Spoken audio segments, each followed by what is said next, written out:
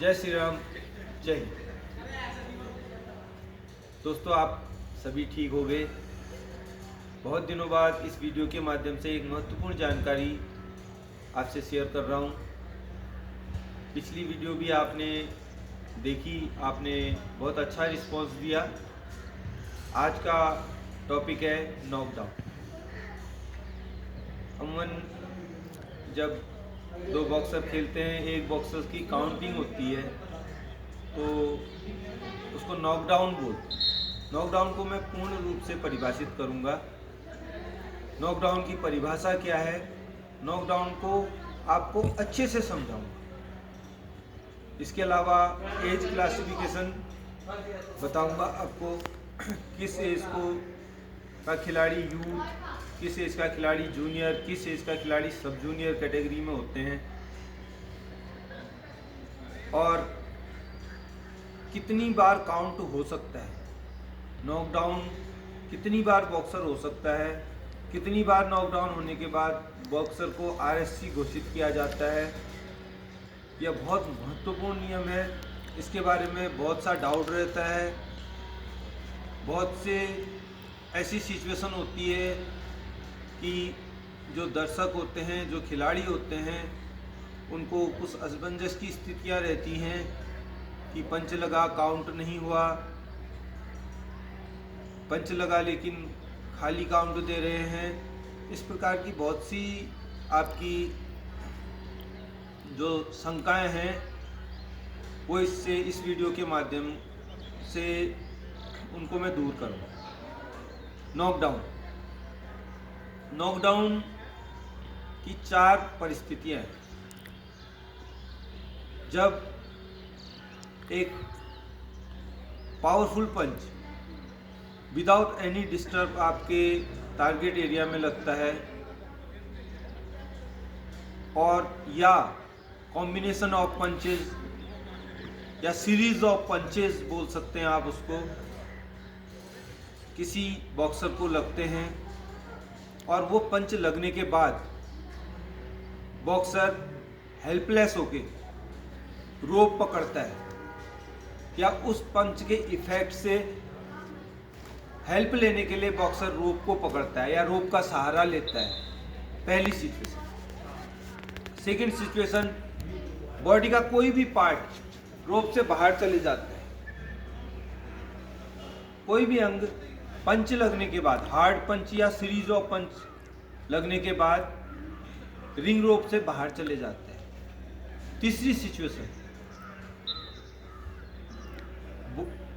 Body का कोई भी पार्ट, पैर तो रिंग के ऊपर है, पंच लगने के बाद, हार्ड पंच या सीरीज ऑफ पंच लगने के बाद नीचे लग जाता है या घुटना टिक जाता है बॉक्सर का, दैट्स कॉल्ड नॉकडाउन। एक लास्ट सिचुएशन है जो अमूमन देखी जाती है। ये तीनों चीजें नहीं होती, ना हेल्पलेस होके रोप पकड़ता है, ना रोप से बाहर कोई पार्ट जाता है बॉडी का, ना रिंग फ्लोर में पंच लगने के बाद कोई बॉडी का पार्ट टच होता है। लेकिन बॉक्सर का पंच लगने के बाद बॉक्सर अनकॉन्शियस हो जाता है, अर्धचेतना बोल सकते हैं इस चीज को हिंदी में। ये जो रेफरी होता है, जिसकी पहली जवाबदारी है दोनों बॉक्सर्स के हेल्थ की सेफ्टी, दोनों बॉक्सर्स की हेल्थ का ख्याल रखना, किसी को चोट ना आए,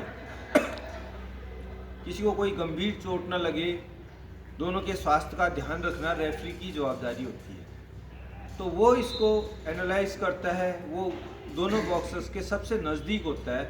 वो देखता है हार्ड पंच लगा या सीरीज ऑफ पंच लगने के बाद यदि बॉक्सर्स अर्धचेतना में आता है या अनकॉन्शियस होता है, उस परिस्थिति को भी नॉकडाउन बोलते हैं। यदि ये 4 परिस्थितियों में कोई भी परिस्थिति आती है तो रेफरी स्टॉप बोलता है और 1 सेकंड के बाद वो 1 काउंट करता है, और हर काउंट में 1-1 सेकंड का गैप रखता है। 8 तक काउंट करता है। 8 काउंट करने के बाद वो देखता है बॉक्सर को कि क्या बॉक्सर खेलने योग्य है। यदि बॉक्सर रिकवर हो चुका है उसको 8 सेकंड का रेस्ट मिल चुका है और यदि वो खेलने योग्य है तो बाउट को बॉक्स करके दोबारा शुरू किया जाता है।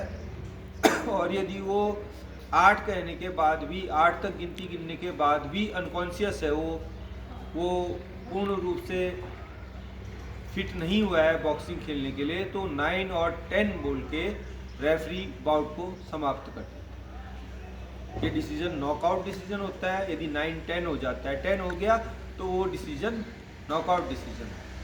और यदि 8 तक काउंट है दैट्स मीन्स नॉकडाउन है, 10 तक काउंट है दैट मीन्स नॉकआउट। अब ये नॉकडाउन कितनी बार हो सकता है, ये है मेन क्वेश्चन। ये सभी को जानकारी होनी चाहिए। एलिट, यूथ और जूनियर तीनों एज क्लासिफिकेशन में, तीनों वर्गों में एक राउंड में 3 टाइम एंड होल बाउट में 4 बार नॉकडाउन होने पर बाउट को आरएससी घोषित किया जाता है। यदि एक राउंड में 3 बार यदि काउंटिंग हो जाती है किसी बॉक्सर की तो वो आरएससी माना जाए। और पूरी बाउट में 3 राउंड में, पूरे 3 राउंड में 4 बार काउंटिंग हो जाती है। मान लो पहले राउंड में 1 बार हुई, दूसरे राउंड में 2 बार हुई और तीसरे राउंड में 1 बार और हो जाती है, टोटल 4 बार हो जाती है कैसे ही भी, तो वो नॉकआउट, उसको आरएससी माना जाए। वो डिसीजन आरएससी डिसीजन होगा। चौथी बार काउंट होने के बाद भी बॉक्सर फिट है खेलने के लिए, लेकिन उसकी स्वास्थ्य का ध्यान रखते हुए, नियम को देखते हुए उसको आरएससी घोषित किया जाएगा। यदि एक राउंड में 3 बार हो जाता है उसको आरएससी घोषित किया जाएगा। यह नियम है। और स्कूल बॉक्सिंग के लिए, जो स्कूल लेवल की बॉक्सिंग है, उसके लिए एक राउंड में 2 टाइम काउंट्स और होल बाउट में 3 टाइम काउंट्स। यदि एक राउंड में 2 बार काउंट होता है तो आरएससी घोषित किया जाएगा। और पूरी बाउट में 3 टाइम यदि काउंट होता है तो उसमें आरएससी घोषित किया जाएगा। ये सब जूनियर के, हम सब जूनियर बोलते हैं उसको, स्कूल बॉक्सिंग भी बोल सकते हैं। इसमें आरएससी घोषित किया जाएगा। ये काउंट लिमिट है। अभी कुछ सिचुएशन है काउंट, पहले मैं आपको ये बताता हूँ एज क्लासिफिकेशन। 19 साल से 40 साल तक एलिट बॉक्सर्स है। एलिट जो एज क्लासिफिकेशन है, एलिट जिनको हम मानते हैं, वो 19 साल से 40 साल तक। और 17 और 18 साल यूथ बॉक्सर, 15 और 16 साल जूनियर बॉक्सर, 13 और 14 साल सब जूनियर या स्कूल बॉक्सिंग बोलेंगे हम उनको, स्कूल लेवल बोलेंगे। ये बॉक्स, ये हमारी एज क्लासिफिकेशन है, जिसमें काउंट लिमिट आपको मैंने पहले स्पष्ट कर दी है।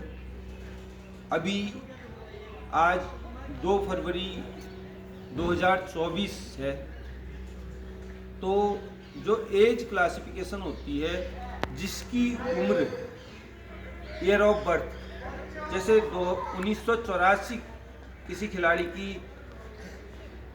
ईयर ऑफ बर्थ है तो उसको 2024 से घटा दिया जाएगा। वो 40 आएगा तो वो 40 साल का है, वो अभी एलिट कैटेगरी का एलिट कैटेगरी में खेलेगा। ऐसे ही हम डेट ऑफ बर्थ को नहीं देखते हैं, केवल ईयर ऑफ बर्थ से घटाते हैं। और वो खिलाड़ी का जन्म चाहे जनवरी में हुआ हो चाहे दिसंबर में हो, वो कोई मायने नहीं रखता है, उसका केवल ईयर ऑफ बर्थ देखा जाता है और जो साल चल रहा होता है उससे उसको घटा दिया जाता है, तो उसकी उम्र हमें पता चल जाती है। और इस उम्र के आधार पर वो किस एज क्लासिफिकेशन में आता है वो हम निर्धारित करते हैं। 2024 में 2006, 2007 वाले यूथ में आते हैं। 2008, 2008 और 2009 वाले जूनियर में आते हैं। 2010 और 2011 वाले सब जूनियर में आते हैं। और 2005 से 1984 तक वाले एलिट में आते हैं। यह 2024 के लिए खिलाड़ियों का एज क्लासिफिकेशन है। अभी कुछ सिचुएशनें होती हैं नॉकडाउन के समय, क्योंकि हम लोग जो एफओपी होता है, फील्ड ऑफ प्ले होता है, उसके बाहर से बाउट देख रहे होते हैं। कभी कभी बॉक्सर्स का पंच लगना और अपोनेंट का स्वे बैक करना एक साथ होता है। स्वे बैक एक बहुत अच्छा डिफेंस है, जो हम upper body defence, upper body को हम हल्का सा पीछे ले जाते हैं, तो हम पंच की रेंज से थोड़ा पीछे हट जाते हैं, तो हम उसके पंच को नलीफाई कर लेते हैं। लेकिन दूर से देखने पर ऐसा लगता है जैसे बहुत हीट पंच लगाया और उसका माथा पीछे गया। हम सोचते हैं, कुछ सिचुएशनें बता रहा हूँ मैं, कभी कभी ऐसी सिचुएशनें होती हैं और हमको लगता है कि रेफरी ने काउंट नहीं दिया। रेफरी बहुत नज़दीक खड़ा होता है, 1 या 2 फीट की दूरी पर होता है, वो बहुत नज़दीक होता है सबसे। वो देखता है कि भाई ये एक्चुअल में हीट किया है या स्वेबैग है इसका, तो रेफरी उसको काउंट नहीं देता है। पंच तो लगा ही नहीं है, काउंट किस आधार पर देगा।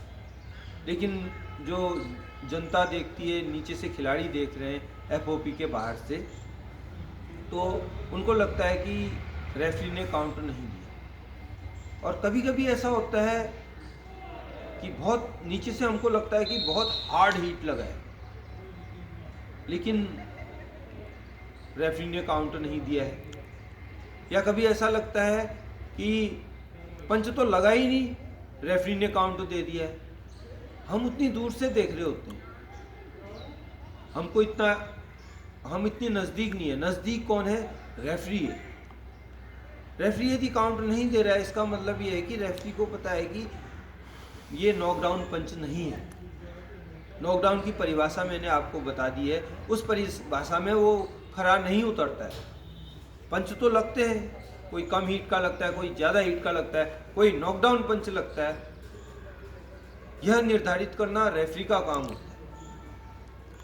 और यदि हमको कभी कभी दूर से लगता है कि ये पंच नॉकडाउन पंच था या ये पंच नॉकडाउन पंच नहीं था, ये निर्धारण हम उतने दूर से नहीं कर पाते। ये 1-2 सिचुएशनें आपको बताई हैं जिस कारण हमको कभी लगता है कि नॉकडाउन पंच था, सर पीछे गया इसका स्वे बैक पर, लेकिन जो बॉक्सर होता है वो स्वे बैक कर रहा होता है।